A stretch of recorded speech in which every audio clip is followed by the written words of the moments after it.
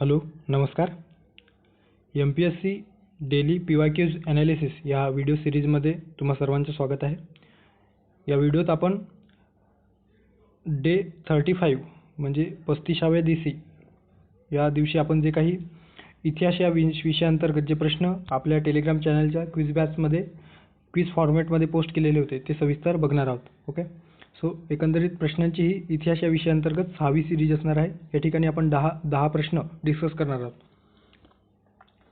तर या ठिकाणी जो पहिला प्रश्न आहे तो आपल्याला न्यू इंडिया वर्तमानपत्रात किंवा न्यू इंडिया वर्तमानपत्र किंवा न्यूजपेपर खालीलपैकी दिलेल्या कुठल्या देशामध्ये सुरू केले असा एकंदरीत स्ट्रेट फॉरवर्ड प्रश्न आपल्याला दिसून येतो. राज्यसेवा PSI पूर्व परीक्षा 2016 मध्ये विचारलेला एकंदरीत प्रश्न आहे. ओके, सो पर्याय आहेत इंग्लंड, जर्मनी, जपान आणि USA.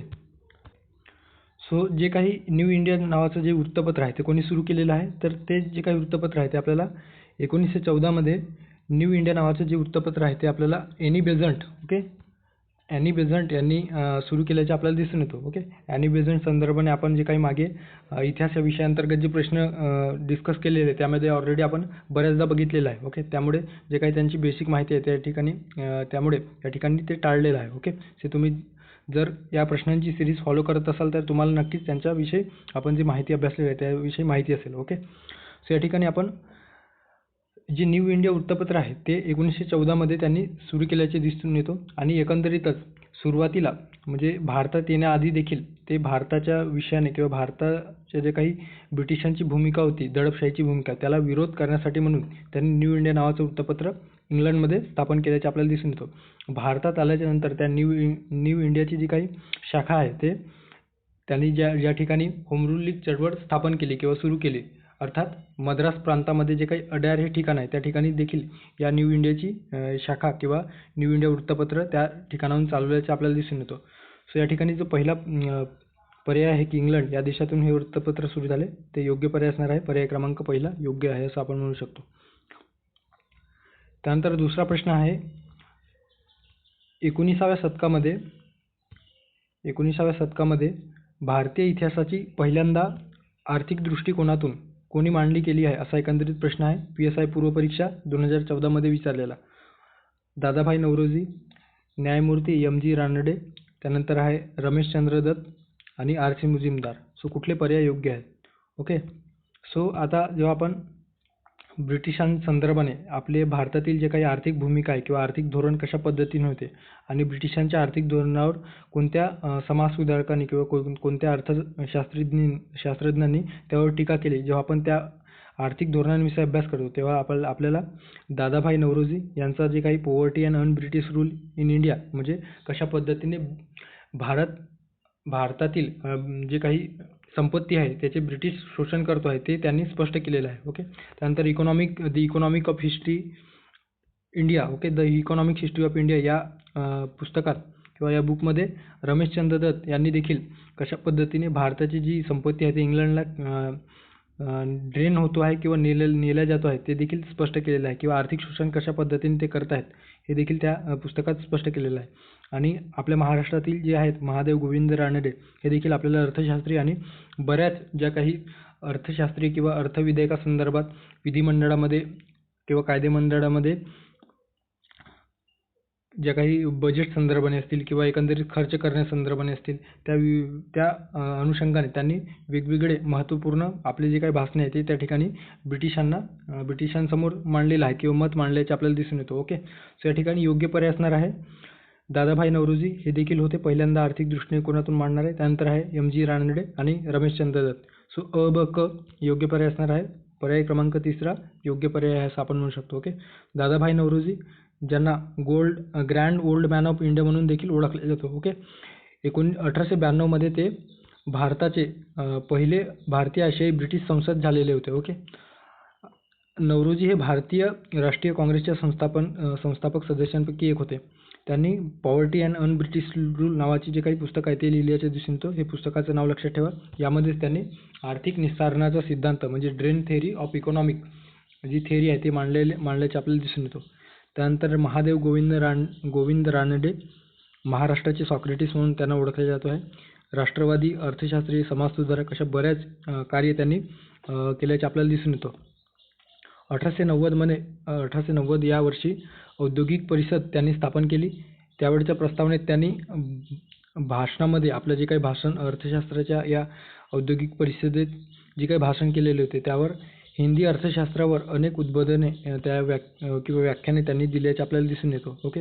आणि कंगाल हिंदुस्थानला स्वतंत्र अर्थशास्त्र असावे अशा पद्धतीची जी काही मत आहे, कशा पद्धतीने ब्रिटिशांनी भारताला कंगाल केलेलं आहे अर्थशास्त्रीय दृष्टिकोनातून ते त्यांनी स्पष्ट केलेले होते. ओके. सो त्यानंतर आहे रमेशचंद्र दत्त यांनी the economic history of India नावाचं जे काही बुक आहे ते लिहिलेलं आहे आणि यामध्ये त्यांनी आर्थिक राष्ट्रवाद ब्रिटिशांसंदर्भाने त्यांनी मत मांडल्याचे आपल्याला दिसून येतं. ओके. सो अशा पद्धतीने दादाभाई नौरोजी आणि न्यायमूर्ती रानडे व रमेशचंद्र दत्त यांच्याविषयी आपल्याला माहिती असणे अपेक्षित आहे. सो पर्याय क्रमांक 3 योग्य पर्याय असा आहे असं आपण म्हणू शकतो. त्यानंतर पुढचा प्रश्न आहे कंबाईन बी पूर्व परीक्षा 2020 मध्ये विचारलेला, वसाहतीच्या स्वातंत्र्याची मागणी म्हणजे चांदोबाची मागणी होय असे कोणी म्हटले आहे. ओके. वसाहतीच्या ज्याला आपण डोमिनियन स्टेटस म्हणतो सो डोमिनियन स्टेटसची जी काही मागणी आहे त्याला चांदोबाची मागणी कोणी म्हटलेलं आहे. Lord Dalhousie, Lord Ripon, William Jones आणि लॉर्ड मोर्ले. सो कोणते व्यक्ती आहेत. आता या ठिकाणी जे काही मोर्ले मिंटो सुधारणा कायदा आपल्याला माहिती आहे 1909 मध्ये, ज्यामध्ये पहिल्यांदा कम्युनलिझम जी काही विचारसरणीला सुरुवात किंवा एकंदरीत विचारसरणीला किंवा कम्युनलिझम जी काही संकल्पना आहे त्या संकल्पनेचा उदय या मोर्ले मिंटो सुधारणा कायद्यातून झाल्याचे आपल्याला दिसून येतो. ओके. एकंदरीतच मुस्लिमांसाठी स्वतंत्र मतदारसंघ पहिल्यांदा या मोर्ले मिंटो सुधारणा कायदा अंतर्गत केल्याने त्याला कम्युनलिझम, फादर ऑफ कम्युनलिझम देखील या मिंटो याला म्हटलं जातो आहे. ओके. सो सन 1892चे जे काही इंडियन काउन्सिल ॲक्ट आहे ज्यामध्ये लेजिस्लेटिव्ह काउन्सिलला काही पुरेसे अधिकार दिले गेलेले नव्हते की भारताच्या संदर्भात भारतीय व्यक्तींना त्या ठिकाणी जे अर्थशास्त्र किंवा अर्थविषयक संदर्भात जे काही बजेट संदर्भाने भाषण करता येत होतं किंवा त्यावर मते मांडता येत होती, मात्र त्यावर पूरक प्रश्न विचारण्याचा त्यांना अधिकार नव्हता. सो ते जे काही लूप हॉल्स होते ते किंवा त्या 1892 मध्ये काही गोष्टी इंडियन काउन्सिल ॲक्ट अंतर्गत भारत संदर्भाने आपल्याला दिसून येतात. त्याची भरपाई करण्यासाठी मोर्ले मिंटो सुधारणा कायदा 1909 आपल्याला दिसून येतो. ओके. आणि दरम्यानच्या काळामध्ये विशेषतः 1906 मध्ये जेव्हा मुस्लिम लीगची स्थापना झाली आणि त्यानंतर मुस्लिम लीग कशा पद्धतीने आपले जे काही कम्युनल किंवा एक कम्युनलिझम विचारसरणीला ब्रिटिशांच्या द्वारे प्रभावित करण्याचा प्रयत्न केले ते आपल्याला दिसून येतो. ओके. सो या ठिकाणी जे काही 1909 मध्ये मोर्ले मिंटो कायद्याअंतर्गत जे काही सुधारणा केल्या त्यामध्ये काय दिसून येतो तर भारत मंत्र्याच्या काउन्सिलमध्ये व गव्हर्नर जनरलच्या काउन्सिलमध्ये हिंदी सभासदांची नियुक्ती करण्यासंदर्भाने जे काही तरतूद आहे ते या कायद्याने करण्यात आली. त्यानंतर आहे केंद्रीय विधिमंडळाची सदस्य संख्या 16 वरून 68 एवढी करण्यात आली. त्यामध्ये सरकारी जे अधिकारी होते त्यांची संख्या 36 तर बिगर सरकारी किंवा बिनसरकारी सभासद 32 अशा पद्धतीने करण्यात आली. प्रांतीय विधिमंडळाचा विस्तार करण्यासंदर्भाने तरतूद या मोर्ले मिंटो कायद्यात दिसून येतो. नंतर जातीय तत्वावर मतदारसंघाची निर्मिती करण्यात आली. कम्युनल इलेक्टोरेट या ठिकाणी स्थापन केले गेले ज्या अंतर्गत मुस्लिमांसाठी स्वतंत्र मतदारसंघ देण्याचे ठरवले गेले आणि अप्रत्यक्ष निवडणुकी पद्धतीचा उपयोग या ठिकाणी झाल्याचे आपल्याला दिसून येतो किंवा यात मोर्ले मिंटो कायद्याअंतर्गत तरतूद करण्यात आलेली होती.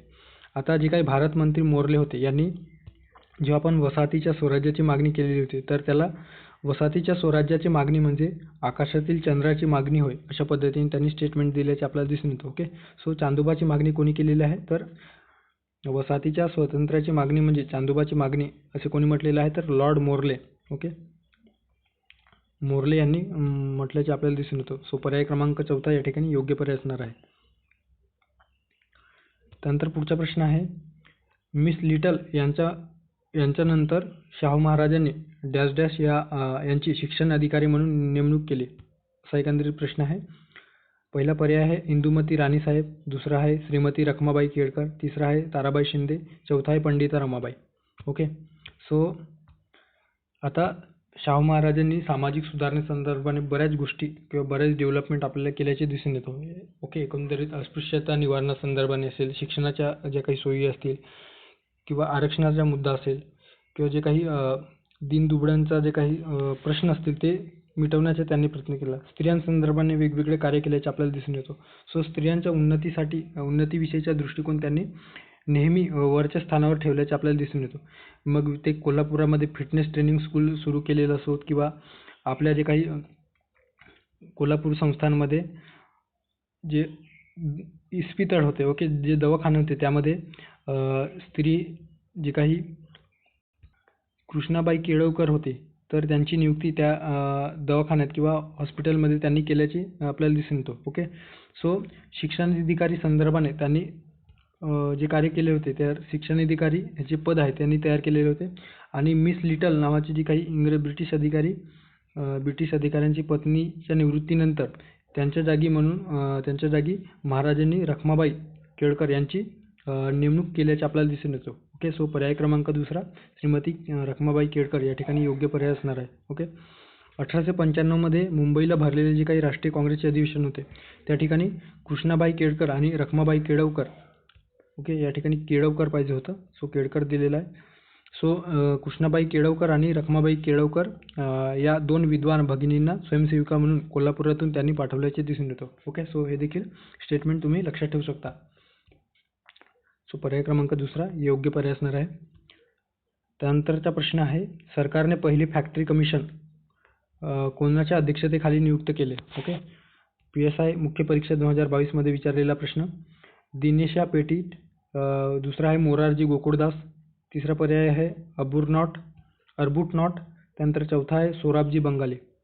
ओके, सो अर्बुटनॉट हे सरकारने नेमलेल्या पहिल्या फॅक्टरी कमिशनचे अध्यक्ष होते असं आपल्याला दिसून येतं. सो पर्याय क्रमांक तिसरा योग्य पर्याय आहे.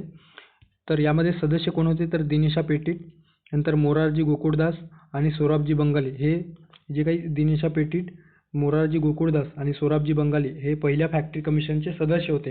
तर अध्यक्ष अर्बुटनॉट हे आपल्याला दिसून येतात. ओके, पहिला जो काही फॅक्टरी कायदा आहे तो 1881 मध्ये आल्याचे दिसून येतो. आता जे काही या कारखाना अधिनियम किंवा फॅक्टरी ॲक्ट 1881 मध्ये कोणकोणत्या तरतुदी होत्या तर या 1881च्या फॅक्टरी ॲक्टमध्ये कामगार मुलांच्या कल्याणावर भर देण्यात आल्याचे आपल्याला दिसून येतं.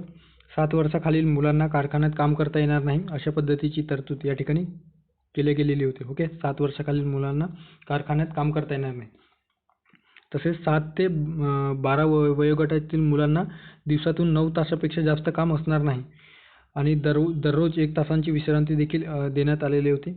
त्यानंतर आहे तसेच त्यांना दर महिन्याला 4 दिवसाची सुट्टी देखील देण्यात आलेली होती. ओके, सो अशा पद्धतीने या ठिकाणी योग्य पर्याय असणार आहे पर्याय क्रमांक तिसरा. अर्बुटनॉट हे पहिले फॅक्टरी कमिशन 1881 मध्ये स्थापन झालेले होते, त्याचे अध्यक्ष होते. त्यानंतरचा प्रश्न आहे, क्रांतिसिंग नाना पाटील यांच्या प्रतिसरकार या त्यांनी स्थापन केलेल्या सांगली गटाचे नेतृत्व कोणाकडे होते असा एकंदरीत प्रश्न आहे आणि स्ट्रेट फॉरवर्ड आहे. वसंतदादा पाटील, यशवंतराव चव्हाण, पांडुरंग बोराटे की बापू कचरे. ओके, सो याचे योग्य पर्याय असणार आहे वसंतदादा पाटील. आता जी काही प्रतिसरकार नाना पाटील यांनी सुरू केलेली होती, okay, क्रांतिसिंग Nana Patil. So British शासनाला समांतर अशी शासन यंत्रणा त्यांनी आपल्या सातारा प्रांतामध्ये सुरू केल्याचे दिसून येतो आणि त्यांचे जे काही सूत्र होते तर आपण आपला करू कारभार असा एकंदरीत त्यांच्या जे काही प्रतिसरकार किंवा त्याला पत्रीसरकार अशा पद्धतीने संबोधले जातो. सो ते या प्रतिसरकार संदर्भाने हे तत्व त्यांनी फॉलो केल्याचे आपल्याला दिसून येतो. त्यानंतर आहे, आपल्या देशाचा कारभार आपणच केला पाहिजे या जाणीवेतून ही जी काही प्रतिसरकार ही संकल्पना त्यांनी प्रत्यक्षात उतरवलेली आहे आणि ही जी काही प्रतिसरकार त्यांनी स्थापन केलेली होती ते 1946 पर्यंत सुरू राहिल्याचे आपल्याला दिसून येतो. ओके, ब्रिटिशांची राज्यव्यवस्था नाकारून 1942 मध्ये सातारा जिल्ह्यात या स्वतंत्र राज्याची स्थापना त्यांनी केलेली होती. ओके, एकंदरीतच त्यांनी जी काही ब्रिटिशांची जी काही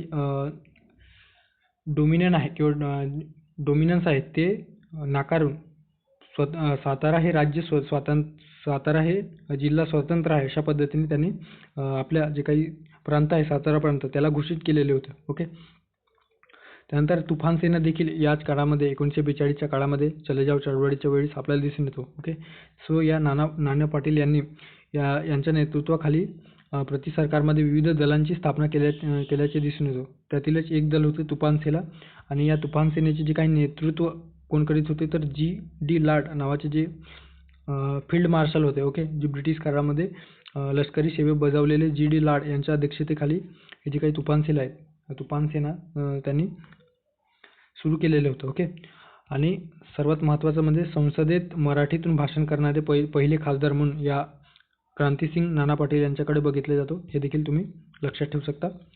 पहिले खासदार होते ज्यांनी संसदेत मराठीतून भाषण केलेले होते. ओके, आणि या ठिकाणी सांगली गटाचे नेतृत्व कोणी केले आहे असा जे प्रश्न विचारलेला आहे त्याचा योग्य पर्याय असणार आहे वसंतदादा पाटील. ओके, त्यानंतर पुढचा प्रश्न आहे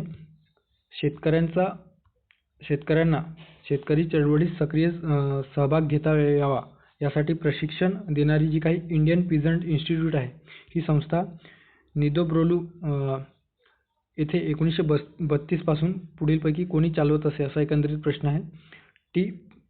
टी प्रकाशम, त्यानंतर आहे पी कृष्णा पिल्लई, NG रंगा आणि RD भारद्वाज. आता भारतीय शेतकऱ्यांची जी संस्था आहे किंवा भारतीय शेतकरी संस्था द इंडियन पीझंट इन्स्टिट्यूट याची स्थापना आपल्याला 12 एप्रिल 1934 रोजी केल्याचे आपल्याला दिसून येतो. ओके, हे विशेषतः जे काही आंध्र प्रदेशातील गुंटूर जिल्ह्यातील नेद्रुबोलू प्रांत आहे या ठिकाणी त्यांनी सुरू केल्याचे आपल्याला दिसून येतो. ओके, आता काही ठिकाणी 1934 दिलेलं आहे, काही ठिकाणी 32 दिलेलं आहे, मात्र ॲक्च्युअल जे आन्सर आहे तर 12 एप्रिल 1934 रोजी त्यांनी हे जे काही द इंडियन पीझंट इन्स्टिट्यूट आहे ते सुरू केल्याचे आपल्याला दिसून येतो. आणि या संस्थेचे जे संस्थापक आहेत ते NG रंगा हे आहेत. ओके, सो या ठिकाणी योग्य पर्याय असणार आहे NG रंगा, पर्याय क्रमांक 3 योग्य पर्याय आहे असं आपण म्हणू शकतो.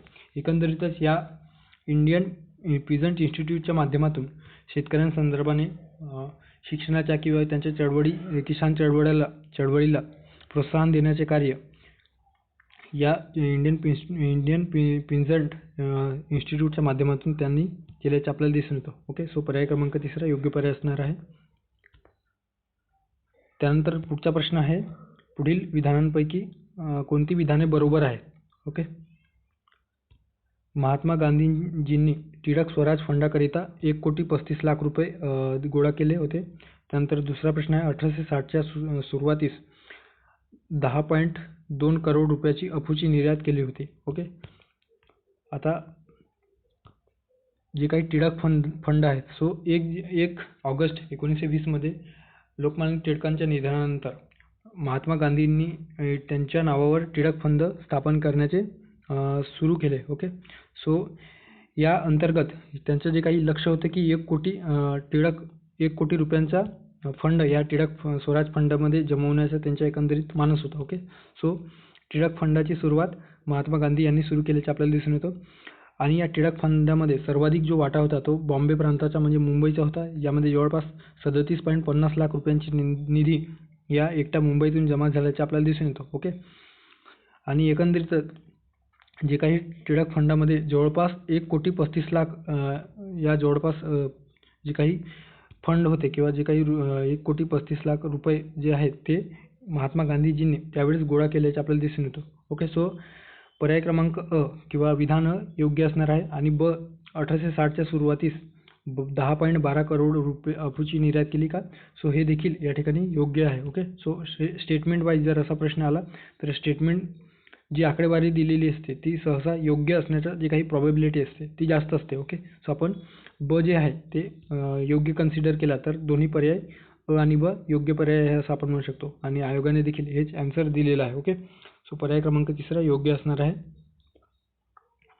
त्यानंतर पुढचा प्रश्न आहे मृतावस्थेत जन्माला आलेले ब्रिटिश पार्लमेंटचे मृतावस्थेत जन्माला आलेले ब्रिटिश पार्लमेंटचे अर्भक म्हणजे क्रिप्स होय असे कोणी म्हटलेलं आहे. ओके, आता 1942 मध्ये क्रिप्स मिशन आपल्याला भारतात आल्याचे आपल्याला दिसून येतं. ओके, एकंदरीत दुसऱ्या महायुद्धानंतर भारतीयांना आपल्या बाजूने वळवून या ब्रिटिशांनी क्रिप्स मिशनचा वापर करून भारतीयांना आपल्या बाजूने वळवून दुसऱ्या महायुद्धात ब्रिटिशांच्या बाजूने लढण्यास लढण्यासाठी सक्रिय करणे किंवा तयार करणे अशा एकंदरीत या हेतूने क्रिप्स मिशन भारतात पाठवले गेलेले होते. ओके. आणि त्यावेळेस जे काही पंतप्रधान होते, सो विन्स्टन चर्चिल हे पंतप्रधान होते आणि त्यांनी कामगार मंत्री रिचर्ड स्टॅफर्ड क्रिप्स यांच्या नेतृत्वाखाली क्रिप्स मिशन भारतात पाठवलेलं होतं. ओके. सो क्रिप्स मिशनला आपण म्हणजे इंडियन नॅशनल काँग्रेसने त्यावेळेस नकारात्मक भूमिका दर्शवलेली होती. ओके. आणि एकंदरीतच काही ज्या मागण्या होत्या त्या मागण्या क्रिप्स मिशन समोर मांडलेल्या होत्या. ओके. सो क्रिप्स मिशन संदर्भात ज्या वेगवेगळे विधान आहेत त्यामध्ये महात्मा गांधीजींनी, त्यानंतर जवाहरलाल नेहरूंनी आणि पट्टाभी सीतारामन यांनी वेगवेगळे स्टेटमेंट दिलेलं आहे. ओके. सो महात्मा गांधीजींनी काय म्हटलेलं आहे की बुडत्या बँकेवरील पुढील तारखेचा चेक असे वर्णन केले आहे. ओके. जे कधीच वटवले जाणार नाही. सो बुडत्या बँकेवरील पुढील तारखेचा चेक असे क्रिप्स संदर्भाने कोणी म्हटलेलं आहे तर महात्मा गांधी. त्यानंतर जवाहरलाल नेहरू यांनी काय म्हटलेलं आहे तर आजही एक खेदाची गोष्ट आहे की क्रिप्स सारखी व्यक्ती ही स्वतःला सैतानाचा वकील बनवू देते, अशा पद्धतीने स्टेटमेंट या क्रिप्स संदर्भाने जवाहरलाल नेहरू यांनी म्हटलेलं आहे. तर पट्टाभी सीतारामन यांनी काय म्हटलेलं आहे की मृतावस्थेत जन्माला आलेले अर्भक म्हणजे क्रिप्स होय, अशा पद्धतीने त्यांनी म्हटलेलं आहे. जी की आपल्याला प्रश्नात विचारलेलं आहे की पट्टाभी सीतारामन यांनीच मृतावस्थेत जन्माला आलेले ब्रिटिश पार्लमेंटचे अर्भक म्हणजे क्रिप्स होय, असा एकंदरीत या ठिकाणी आपल्याला दिसून येतो. ओके. हे जे प्रश्न आहे ते राज्यसेवा मुख्य परीक्षा 2020 मध्ये विचारलेला प्रश्न आहे. पर्याय क्रमांक 3 योग्य पर्याय असणार आहे. त्यानंतर शेवटच्या प्रश्नाकडे जाऊयात. आता या ठिकाणी कालानुक्रमे मांडणी करा असा एकंदरीत प्रश्न आहे. PSI पूर्व परीक्षा 2014. Nehru report, Simon commission, Muddiman commission आणि प्रांतीय द्विदल शासन पद्धती. ओके.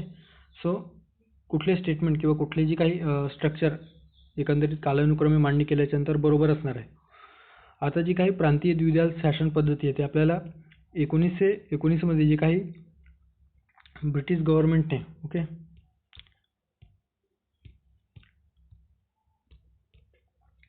1919 मध्ये गव्हर्नमेंट ऑफ इंडिया ॲक्टद्वारे पहिल्यांदाच मॉन्टेग्यू चेम्फोर्ड रिफॉर्म्स अंतर्गत भारतीयांना किंवा भारतातील जे प्रांत होते त्या प्रांतांना स्वायत्तता देण्यासंदर्भाने किंवा हळूहळू जबाबदार शासन पद्धती देण्यात येईल अशा हा उद्दिष्ट ठेवून त्यांनी भारतीय द्विदल शासन पद्धतीला मान्यता दिलेली होती. आणि हे जे ॲक्ट आहे 1919 मध्ये तयार केले गेलेले ते 1921 मध्ये अंमलात आले. सो पहिला जो क्रम असणार आहे तो प्रांतीय द्विदल शासन पद्धतीची असणार आहे.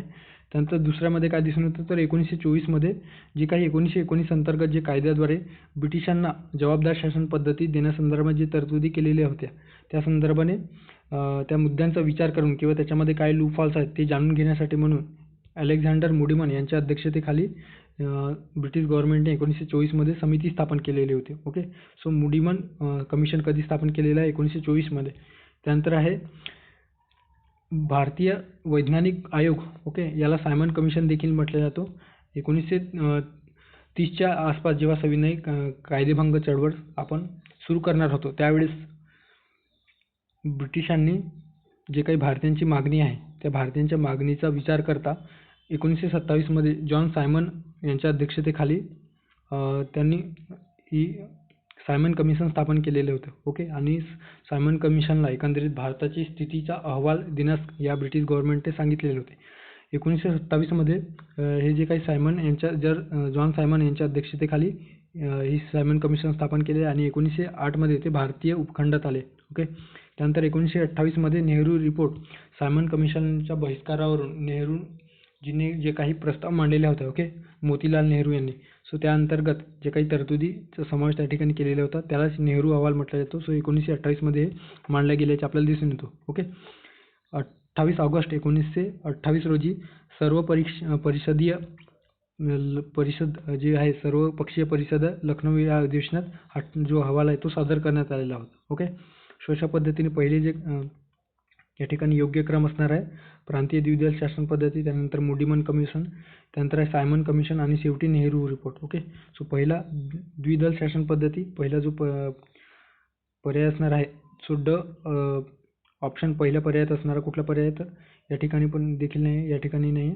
सो 2 आणि 3 मध्ये आपल्याला दिसून येतो. त्यानंतर दुसरा आहे मुडीमन कमिशन. ओके. सो क असणारा पर्याय क्रमांक 2 ड क ब अ असा एकंदरीत क्रम असणार आहे. सो पर्याय क्रमांक दुसरा या ठिकाणी योग्य पर्याय आहे असं आपण म्हणू शकतो. ओके. सो अशा पद्धतीने आपण 10 प्रश्न क्विज बॅच अंतर्गत जे आपण पोस्ट केलेले होते ते सविस्तर या ठिकाणी डिस्कस केलेले आहे. आता त्या क्विज बॅच संदर्भाने जर तुम्हाला त्यामध्ये एनरोल करायचं असेल, त्याचा एकंदरीत फायदा घ्यायचा असेल तर नक्कीच या टेलिग्राम चॅनल दिलेली आहे त्यामध्ये तुम्ही माहिती घेऊ शकता किंवा त्या ठिकाणी माहिती उपलब्ध आहे ती तुम्ही रीड करू शकता आणि त्यानुसार तुम्हाला जर वाटत असेल की आपण या क्विज बॅचमध्ये एनरोल करायचे तर नक्कीच सध्या 50 विद्यार्थ्यांसाठी 30% सवलत देखील यामध्ये उपलब्ध आहे. ओके. सो अशा पद्धतीने आपण इतिहास या विषयाअंतर्गत 10 प्रश्न आयोगाने विचारलेले होते वेगवेगळ्या परीक्षांमध्ये ते या ठिकाणी डिस्कस केलेले आहेत. ओके. एकंदरीत आपण जी काही प्रश्नांची सिरीज सुरू केलेला आहे, ज्यामध्ये आपला जो काही हेतू आहे की येणाऱ्या राज्यसेवा पूर्वपरीक्षा असेल किंवा कंबाईन पूर्वपरीक्षा किंवा येणारी जी काही मुख्य परीक्षा असेल त्यामध्ये जास्तीत जास्त स्कोर कशा पद्धतीने करता यावे यासाठी आपण जी काही हे जे इनिशिएटिव्ह सुरू केलेलं आहे ते तुम्हाला आवडत असल्यास नक्कीच चॅनलला सबस्क्राईब करा, त्यानंतर व्हिडिओला लाईक करा आणि मित्रांना पण शेअर करा. ओके. सो थांबूयात या ठिकाणी. धन्यवाद. थँक्यू.